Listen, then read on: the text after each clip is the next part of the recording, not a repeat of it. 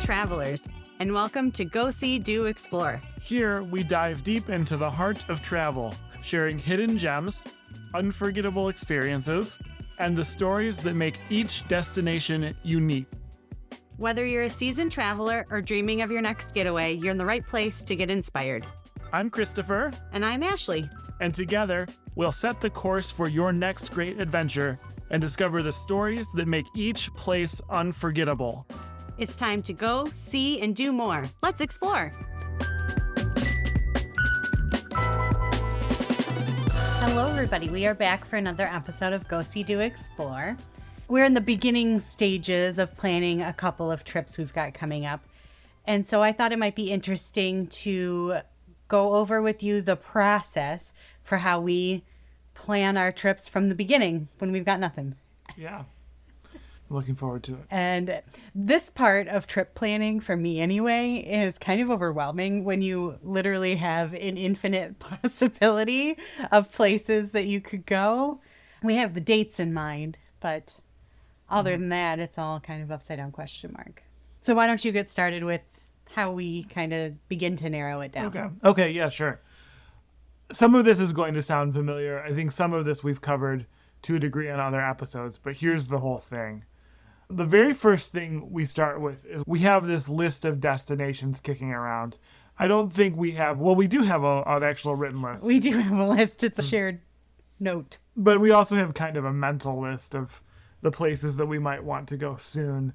And we keep these destination options open for a few reasons.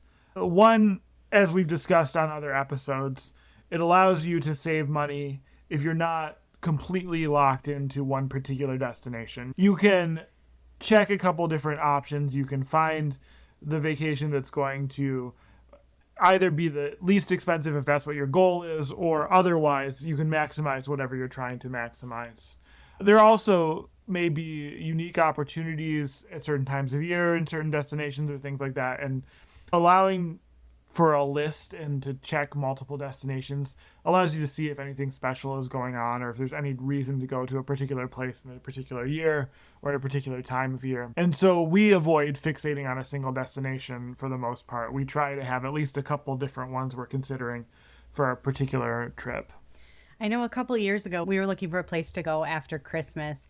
We were kind of floating between a few places, and we ended up finding the cheapest flights were actually to Puerto Rico. We were considering places in Florida, maybe Key West. I think New Orleans was in the mix, but we found a really great deal on flights, and we ended up in Puerto Rico after Christmas. So yeah. Being open to destinations in that way, that's not really a place that you would think would be cheap, especially after Christmas. It's usually not. We just got kind of lucky. I mean, the flights were terrible, but there were bad flights, but we made it. We also, for us, tend to seek warmth in the winter.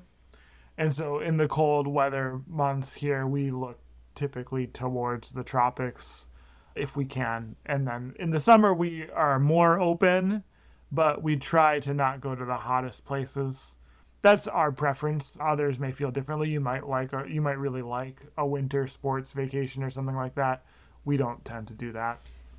No, I'm not a skier. Tried it once and thought I was going to die. Yeah. One thing I start looking at pretty early is I just start browsing for cruises. We've mentioned before that we're kind of stuck traveling during those peak times since I'm a teacher and we're kind of stuck to the school schedule. So I'll look at cruises, Christmas week. I'll look at cruises for spring break. And then if anything happens to be of interest, I bookmarked them and we kind of keep an eye on the prices. And sometimes, although I haven't in the last couple of years, haven't gotten so lucky with this, but sometimes the prices will drop. And like we've talked about our celebrity cruise that was up and down the coast of California. And I think I bookmarked it. It was like $700 a person for a week. And we booked it at only like $500. And then the price dropped again and we were able to get an upgrade. So if you're considering a cruise, look at that early. And then you'll also compare the cost of the cruise with the flights to get to the destination. So it all kind of goes together. So part of our early planning is to begin flight searching. We've covered this topic on another episode, so I'm not going to go super in depth into flight searching right now. But we start searching early. As you may know, that doesn't mean that we book early. We typically don't. But it's just good to get a baseline in for what prices are currently at. I also like to set some alerts and some recurring searches and some other things. We use a few different search engines that have flexible search tools for dates and airports and things like that. And I like to just get that started early and know roughly when I think I'll book so that I can be ready for that moment. Looking early before you're prepared to book is also helpful because you can kind of see what dates have better prices. Right. And then be prepared for the different routes if there's layovers in different airports. It just kind of familiarizes yourself with the route a little bit. That's a good point. That, like, while the prices will in all likelihood drop if you're looking more than a few months out, the trends kind of day to day in that week usually stay about the same, and definitely the routes don't change that much, so you can get a sense of what you might expect flight wise, which can help to shape your thinking around the itinerary overall. Another thing we'll do around the same time is start to look at our lodging options. You know, for most vacations, flights and lodging are really the big expenses, and especially the big expenses that require some advanced commitment. Like, you might spend a lot on food, for example, but you're not going to really need to do a whole lot in the way of early committing to that unless you're going to Disney World or something. But lodging we look at around the same time. And it's the same sort of thing where we'll start to just get ideas, know about how much we think we're going to spend. Now, unlike flights, lodging doesn't tend to be as volatile. We'll talk more about that in a minute, but we won't book right away, or maybe we'll book cancelable, but we'll talk more about that in a minute. When we're looking for lodging, we're typically looking for something that's going to make our trip easier and more convenient. We obviously like nice, clean, and comfortable accommodations. We like fancy accommodations, but it's usually not what we get. I'm kind of cheap when it comes to lodging, I think. And cheap is relative, right? Like, we're not talking Motel 6 cheap. No. But I think we talked about on the last Yeah. episode that we tend to prefer a hotel with a door that doesn't face the parking lot. Yeah. So we're at I think that's like a 3-star and above. I mean, I love a luxury hotel, but I find that, one, I feel like that money is often better spent on something else on the trip. And two, I usually don't spend that much time in the hotel. So, like, what's the point? Yeah. And make sure when you're looking at lodging that you read the reviews. I've mentioned before that I'm not really a big TripAdvisor fan anymore because of the ads and things like that. But when I'm looking to book a hotel, I will frequently leave whatever booking site that I am on and go over to TripAdvisor and read the reviews, just because they get more reviews than the other booking sites do. So it's a little bit wider range of experiences, I think. Definitely. And that's kind of how you will know what issues previous travelers have had. Do you ever use the reviews from Google Maps? I read those. Not for hotels. Because it aggregates. Oh, does it? It aggregates from, I don't know that it's better than TripAdvisor, but it's just another one that you can read because it pulls it from different sources. All right. Well, I think we're ready for a wine break. Ooh, I wonder what we're going to have for the wine break.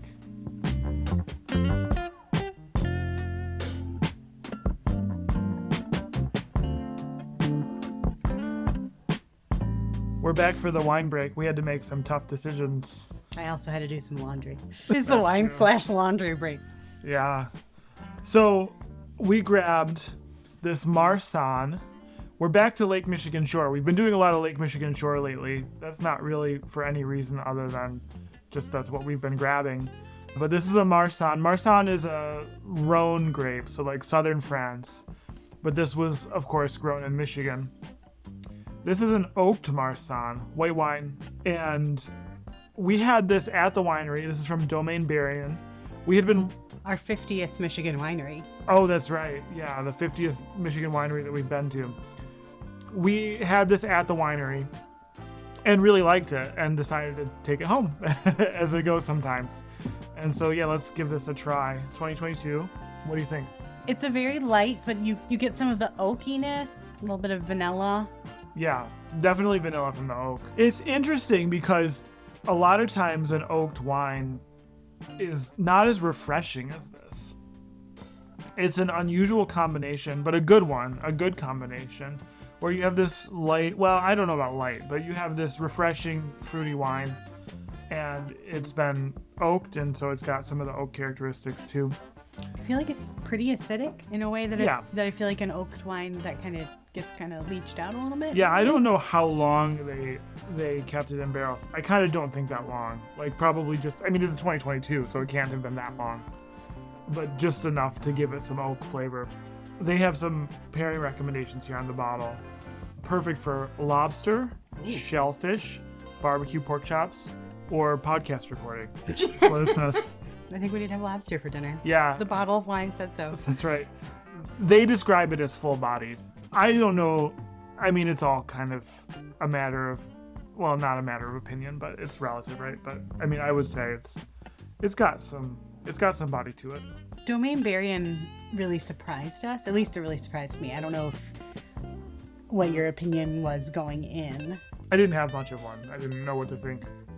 We had wanted to go there for a while, but they had closed their tasting room during COVID. And I was very impressed with all of the wines that we had there. I feel like it was some of the best wine that we've had in Lake Michigan shore. Yeah, I agree. Definitely. It was a pleasant surprise. If you're in the kind of southwestern Michigan area, I definitely recommend a stop at Domaine Berrien. It's, a short day trip from Chicago. Yeah, it's right across the road, literally, from Lemon Creek, which is one we haven't had any wine from on the podcast, but is a pretty good one we like to stop at, too. So, yeah, definitely check out Domaine Berrien and their Marsanne.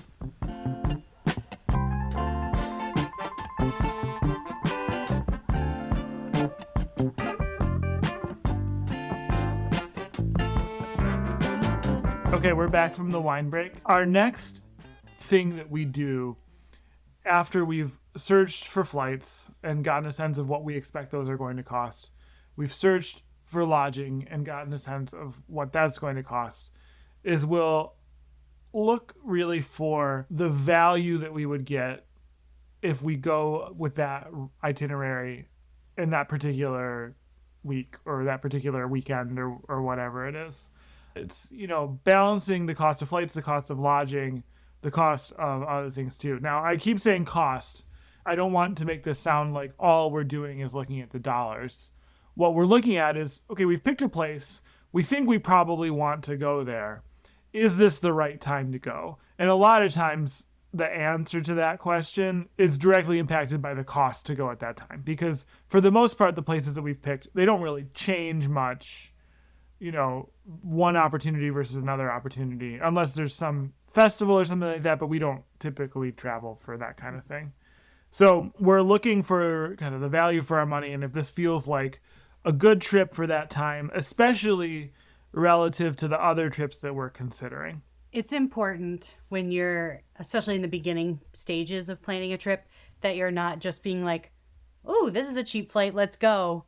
And then you discover that the hotels are exorbitantly expensive. So an example of this, a few years ago, it was actually like right before COVID. It was February 2020. We took a long weekend in Austin, Texas, because we saw flights that were like $60 a person or something like Round trip direct. Yeah, it was unbelievable. Detroit to Austin. And we're like, okay, well, I guess we're going to kind of escape the cold, kind of what we were saying earlier, and we're going to go to Austin. Where it was 45 degrees. Yeah, it wasn't that warm. But we booked the flights, and then we started looking, and it's like, there is a really high lodging tax in Austin. It was still a fun trip, but it wasn't as inexpensive as a trip as we had originally imagined it to be. Yeah, although we got a good deal, and I mean, it still, I think, was pretty inexpensive. It's important that you look at both the flights and what you're going to do when you get there. Yeah, and anything else that might cost a fair amount of money. For instance, the cost of food is vastly different between like San Francisco, California, and the Polish restaurant in Plymouth, Michigan. as I experienced when we were most recently in California and went to that restaurant at the end. I was like, oh, Yeah, this is what we pay for food around here. Or when we go to Lexington. Right. So once we've kind of decided, once we've looked at all factors, the first thing that we book are the flights. Almost always. And this is for the reason I mentioned earlier that flight prices are highly volatile typically. And when you see a price that you like, you want to lock it in. You want to make that purchase and get those flights.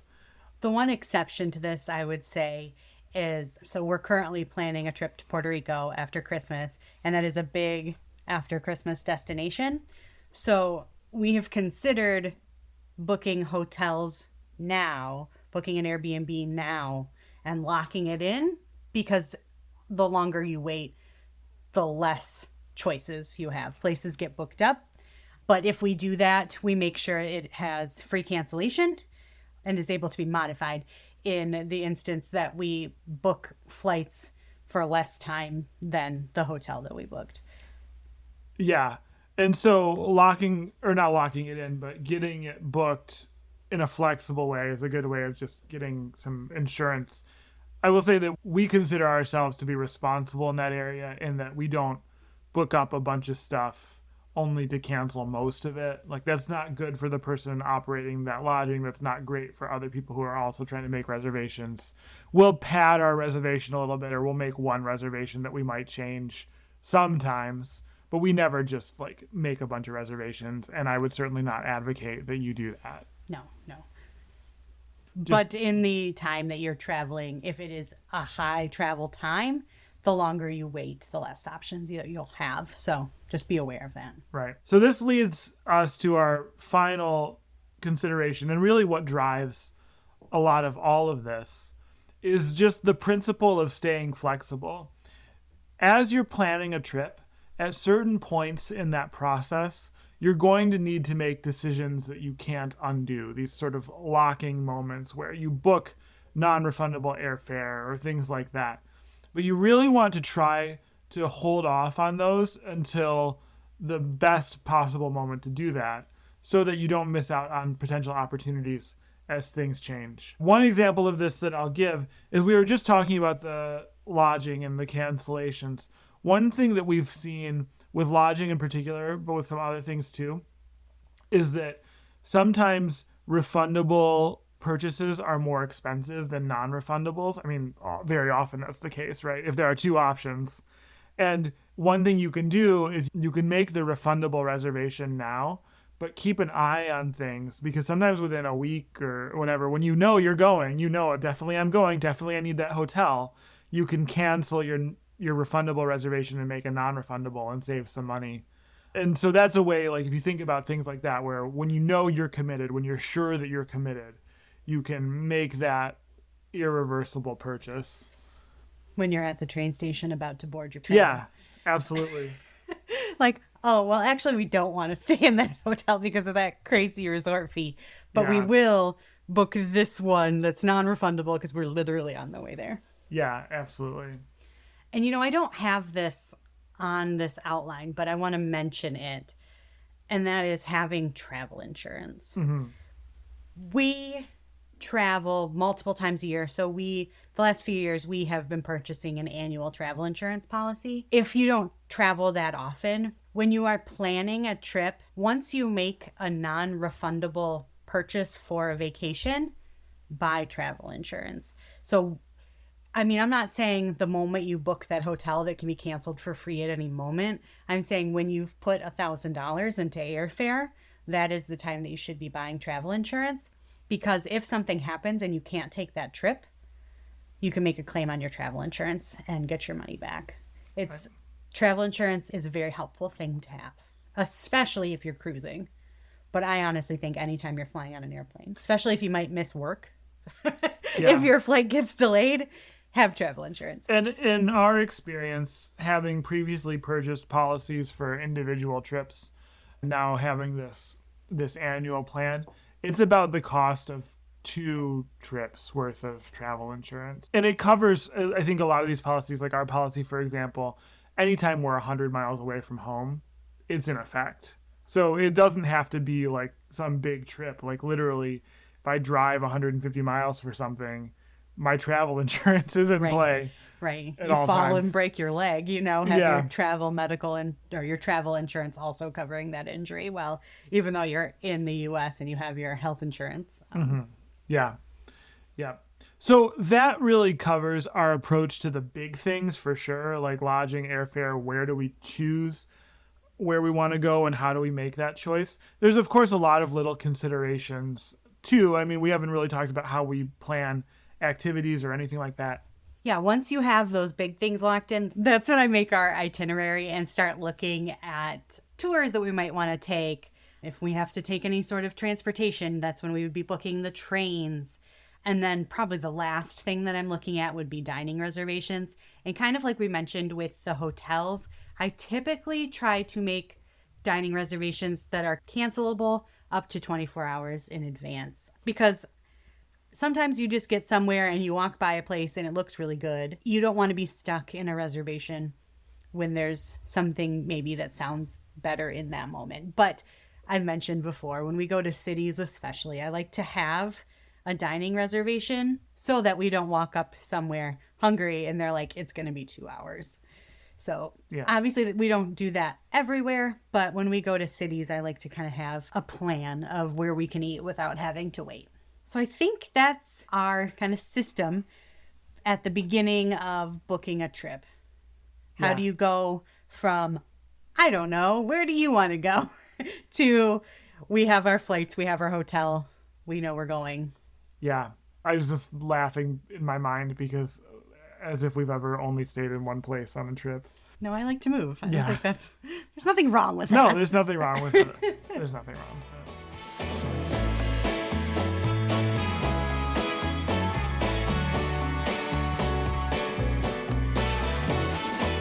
For this last segment of the podcast, we wanted to talk about a recent visit we had to the Michigan Central Station in Detroit. So Michigan Central Station is a train station that was built in the early 1900s and it closed in 1988. Since 1988, it has been sitting vacant. The fixtures were scrapped. They filled up with graffiti and it just decayed over the years until it was an eyesore, I think would be a good way to describe it, and probably not a place that you would want to enter. So in 2018, the Ford Motor Company purchased Michigan Central Station, and for the last 6 years, they have been restoring it to its previous condition. This past weekend, we went and finally checked it out. They had their grand reopening at the beginning of June, and we were finally able to make it over there. And let me tell you, it's amazing. Yeah, they did a really nice job. And that doesn't really even state how seriously they took this restoration. Mm-hmm. You don't see this very often where this on this scale, this is a huge building. I know we say like a train station. A lot of train stations aren't that big. Not only is this train station big, it's really tall. Like, I don't know how many stories it is, but it's like, I don't know, maybe like a 15-story building or something like that. It's not... I was going to guess 20. 20. Yeah, maybe 20. I don't know. We could certainly look it up, but it's not your typical train station. So with the history of Detroit, in, I believe it was 2008, the city council voted to tear it down, but they didn't have the funds to do so. Yeah, it would have been very expensive to do the demolition. And so it's been sitting just kind of rotting away for all these years. And I don't even know, like, I can't even think of a word to describe my emotions when I walked into that building. So unlike a lot of people in Michigan and Southeast Michigan especially, we don't have any sort of emotional connection to this building. It was closed the year we were born. Yeah. So it's not like we remember it in its heyday and the hustle and bustle and the trains coming through and all that. It was referred to back in the day as the Ellis Island of Michigan. So that's probably where, my ancestors that came to Michigan to work in the auto industry, that's probably where they arrived here. So thinking about that's kind of cool. But the care that Ford put into this restoration is amazing.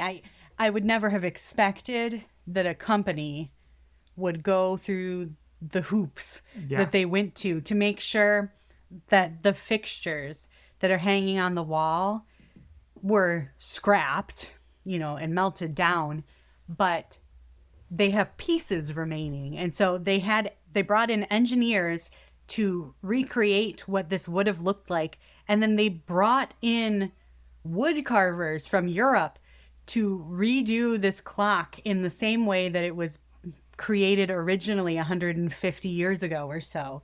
Like, it's amazing. I feel like probably one of the craziest stories that we learned, since it sat vacant for 30 years, the limestone was crumbling and they needed to replace it. So they found the quarry that the original builders got the limestone from. It had since been closed for years. There wasn't even a road there anymore. They built a new road to get the limestone out so they could recreate the pillars that are outside the train station. It would have been so much cheaper to not do that. Yeah. Yeah. The craftsmanship was amazing in the way they brought in people from all over the world to make this happen. I think for me, I mean, I feel all those things too, but the other thing it really left me with was this idea that, Ford didn't need to do this. And they're an important company in our state, in our region. And if they needed some more office space, they could have just built some cheap offices somewhere.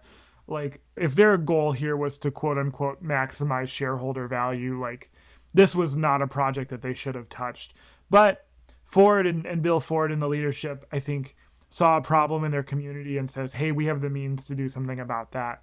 And so they made a decision that was not, I wouldn't say a financially poor decision for them, but a decision where the number one achievement here is not their financial gain, but the betterment of their community. And we need more of that. I was just so excited to see that happen in our area and to take this thing that had become, I think, a symbol of Detroit's decline and make it into something really remarkable.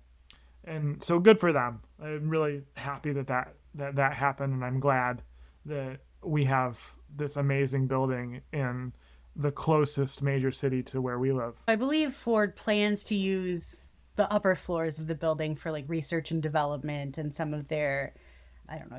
They have like it's like community programs that involve people in like learning how to be technicians for electric vehicles. And a lot of it is electric vehicles and autonomous mobility and things like that. And so there are community programs that are happening in that area. And I think they also just have, like you said, R&D and things of that nature. But then I believe the main floor is going to be open to the public, and there's going to be, I think, some spaces that you can rent and things like that.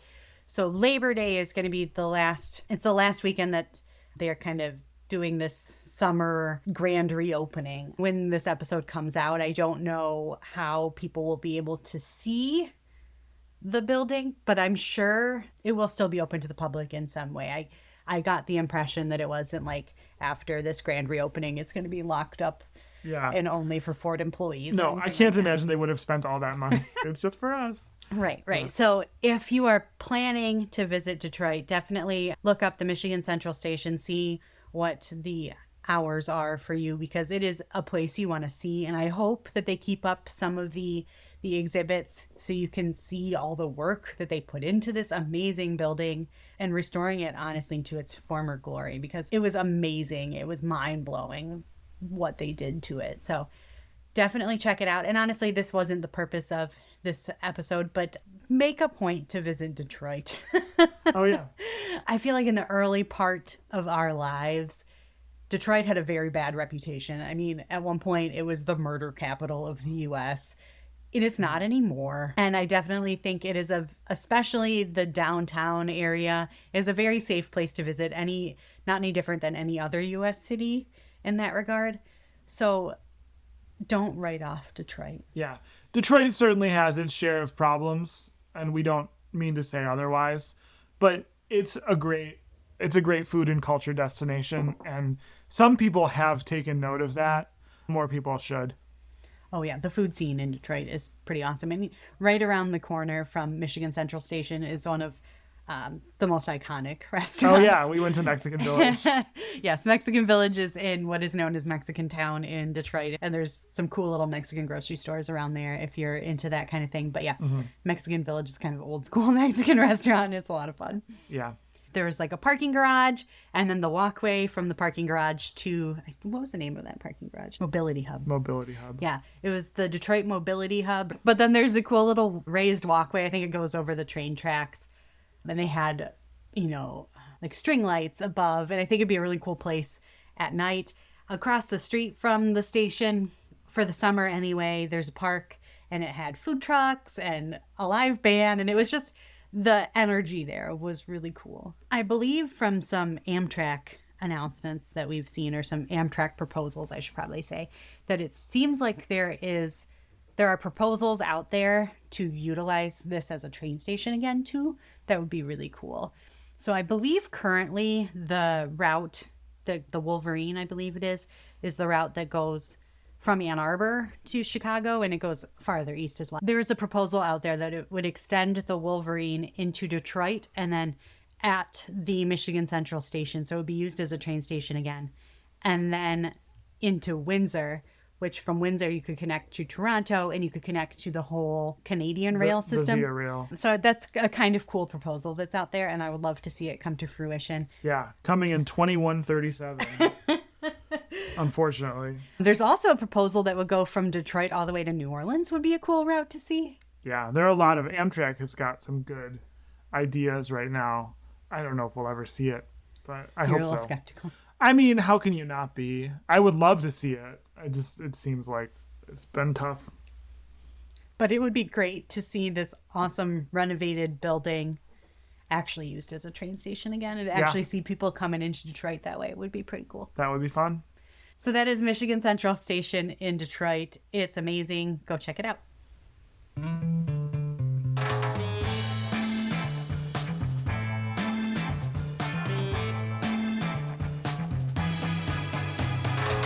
That's all for today's episode of Go, See, Do, Explore. Thank you for joining us and sharing in the wonder of travel. Keep the spirit of today's adventure alive by checking out our blog at goseedoexplore.com for even more travel inspiration. Don't forget to rate and review us wherever you listen to your podcasts. It really helps fellow travelers find us and join our community. Until next time, keep exploring, keep dreaming, and keep traveling by any means necessary.